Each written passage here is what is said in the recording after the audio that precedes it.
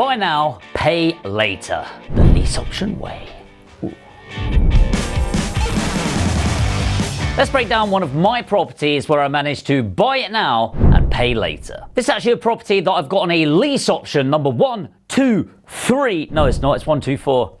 Backhold Drive. This is actually one of my leasehold properties, 124 Backhold Drive in Halifax. It's a 3-bedroom end terrace property. Now, what is a lease option, first of all? Well, this isn't an educational video breaking that down. Well, lease option is where you can control the property. You have the option, but not the obligation to buy the property in the future at a price agreed today. Essentially, you get all of the benefits of owning the property, but you don't actually need to put down the money to buy it. And this particular property come from one of our mentees on our educational program. Halifax had one of the highest capital growth areas in 2023. And it's not really a shock. It's kind of the impact of investment going into Leeds in West Yorkshire. With the amount of money we've got Channel 4 coming, all of these big companies coming to Leeds, all of the capital growth is absolutely insane. West Yorkshire in itself has some of the highest capital growth in the UK right now and is predicted to do so over the next 5 to 10 years. But stay away, don't come here. Terrible area to invest. And Halifax in particular has very low prices considering it's near such a high value city.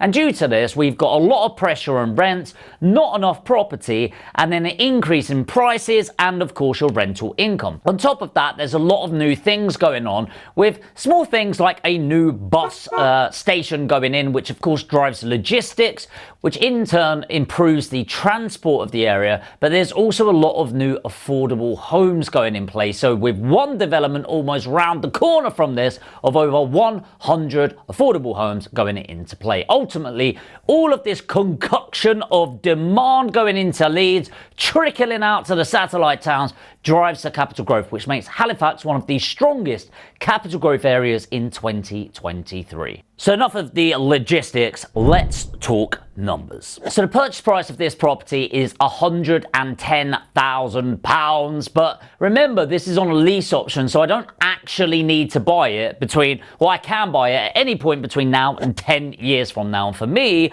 I'm going to wait as long as possible, wait until it's the highest point possible, so then I buy and refinance, immediately releasing all of my money. Nice little tip, video on that stuff later. So I'm going to put down the $27,500 deposit because my best mate, the bank, is going to put in 75%. Now there's about $2,910, and I say about, it's exactly $2,910 of buying costs, which is going to be my broker and my legal fees. There's also going to be some stamp duty on this property at 3%, which is going to be $3,300, and a light refurbishment on the property. So it needs a bit of a spruce up, new kitchen, paint, carpets, etc. So we factored in about £10,000, but we actually think it's going to come in a little bit light of this. So all in, we're at £43,710. What we're looking for in a property, even if it does need work, is the foundations. And we always go macro to micro. So macro foundations are the bigger picture. What do I mean by this? Well, is it in a good location? Is there good schools in the area? Is there strong demand? What's the average earnings in the area of people working versus property prices? What's the demand for rent, etc., etc., etc.? And all of this is the most important because honestly, even if the house got knocked down, it's the ground that it's on that actually holds the value. And when we've got more demand than supply, that leads to capital growth or prices going up with economics, which makes it one of the best areas in the UK right now because of that capital demand that's in there. Then we go to the micro, and what I mean by this on the property is I want to make sure the property is structurally sound. Now, I don't mind knocking down a wall or something like that if it's not load bearing, but ultimately I don't want massive cracks that I can see through. I don't want beams bending all over the place. I don't want a property without a bloody roof. and you get the basics of this. Strong fundamentals, strong foundations to build your empire upon. So with the mortgage coming in at £378 per calendar month, that is on a 5.5% mortgage. We actually get it a bit cheaper than this, but in general, you should be able to get hold of a 5.5% mortgage at 75% loan to value, and the rent coming in at £725, we're actually making a decent amount of profit. Now, it's not just your rent minus your mortgage. It's not quite that simple. You've also got insurance, which will be about £20 a month. You're going to have management at, let's say, 10%, so that's going to be £72.50. You're also going to have some maintenance. Now, on a newish property that I'm putting some money in, I'm going to factor in 5%, which is about £36.25.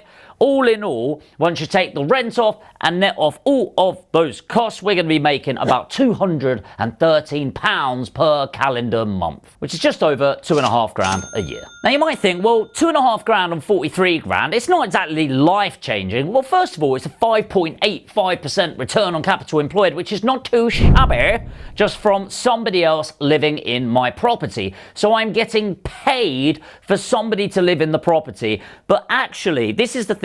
People think that's what property is amazing, but this particular property has a bit of a superpower. And that superpower, as I've already mentioned, is the capital growth. Again, when the demand outstrips the supply, typically prices go up. Is this guaranteed every single year? No.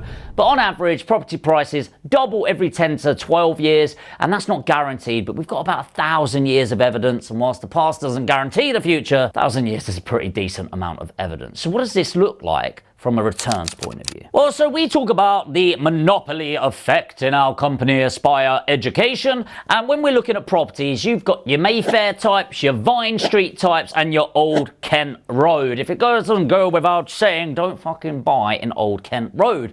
But you might think, well, why not buy in Mayfair? Well, because it's really hard to get a decent return, and I'm going to guess your average person watching this isn't a billionaire. So we want average people like you and me making a shit ton of money. And that's where we're going to go for Vine Street properties. Right now, if you look at the tenure of property, which is all about ownership, etc., roughly 60%, I think it's now 62% of the UK is owned. And some of that is owned outright, some of it with a mortgage. In general, 60% is owned, 21% is buy-to-let landlords, and 19% is social housing. So if you know the average area is 62%, anything above that will dictate stronger capital growth. For example, the Mayfair type areas have about 95% ownership. And it's not a guarantee, but a general rule of thumb is if you buy property in an area that has 62% or more ownership, then people want to live there, and more importantly, they've got the money to buy properties there. That concoction, that mix, that mathematical equation pushes the capital growth or the value of the property north. Now, if we look at this map, this is an ex-local authority area. Now, back in the 1980s, a law was passed to allow council tenants, people that lived in these social houses, to purchase the properties. And frankly, this was because the council was utterly useless at providing housing. Now, a lot of people don't like buy-to-let landlords because, you know, we're making money from renting out a property that should be a right and all of that sort of thing. But actually, if you look at social housing, it is a shithole of a industry to be in. And honestly, I almost want people to have a taste of going back to what it was like pre-1980, and then maybe people would be a little bit more grateful for what buy-to-let landlords provide, but that's a little slide cut for you. So, 1980s, it made it legal for people to buy these properties. What that then meant is people started buying and buying and buying, and that means lower supply of new housing stock for other people to live in, more people wanting to live in the area because people took more care of their own house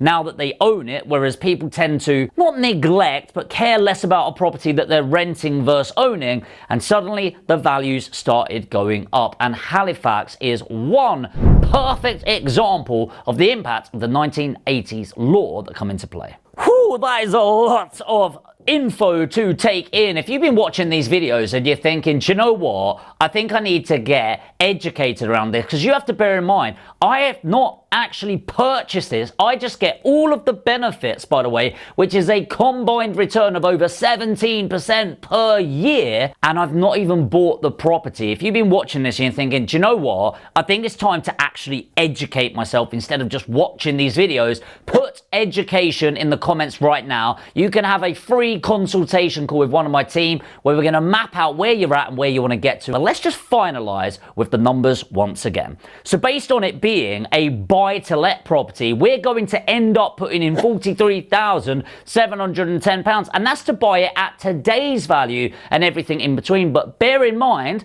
the 110k property, we've got up to 10 years to buy it, so we could still buy it with just 43 grand, but it will be a £220,000 property. And even if we purchased it with the rent at 2.5 grand, and even if we said 4% capital growth, we're making 15.9% in just 1 year. And honestly, as a lease option, we're going to make about 43%. So if you want to find out more, put education, have a chat with the team. We'll send you a link, fill in your details. And as I said, make sure to subscribe to the channel, hit the notification bell. Let me know in the comments if you did get value, and if you did, make sure to destroy that like button.